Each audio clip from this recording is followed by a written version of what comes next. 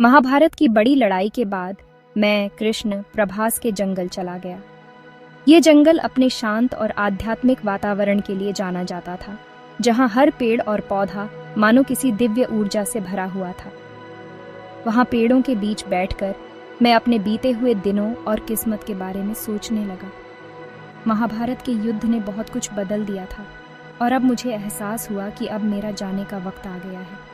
मैंने अपने जीवन के हर पहलू पर विचार किया, उन सभी लोगों पर जिनसे मैं मिला और उन सभी घटनाओं पर जो मेरे जीवन का हिस्सा बनी। एक शाम मैं एक पेड़ के नीचे आराम कर रहा था। उस समय की शांति और सुकून ने मुझे गहरे ध्यान में ले लिया। प्रकृति की गोद में बैठकर मैंने अपने जीवन की यात्रा को एक नई दृष्टि से देखा। तभी जरा नाम का एक शिकारी आया। उसने मेरे पैर को हिरण समझकर तीर चला दिया।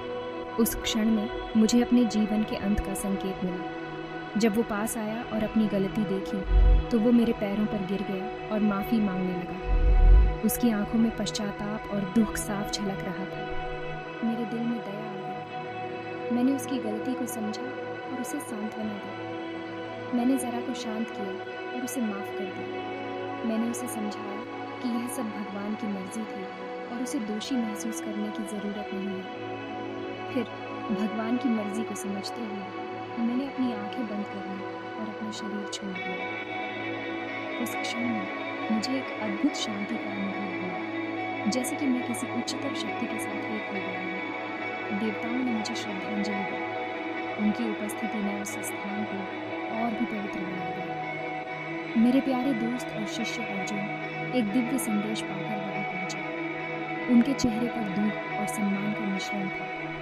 भरे मन से अर्जुन ने मेरे शरीर के लिए चंदन की लकड़ी से चिता बनाई। उन्होंने हर लकड़ी को बड़े प्रेम और आदर के साथ रखा। जैसे ही आग जली, हवा में एक खुशबू फैल गई जो मेरे स्वर्ग वापस जाने का इशारा था।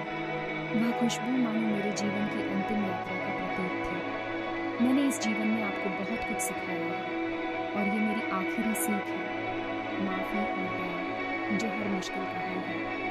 ये दो गुण आपके जीवन को सरल और सुखमय बना सकते हैं। शांति और प्यार के साथ मैं आपसे विदा लेता हूँ।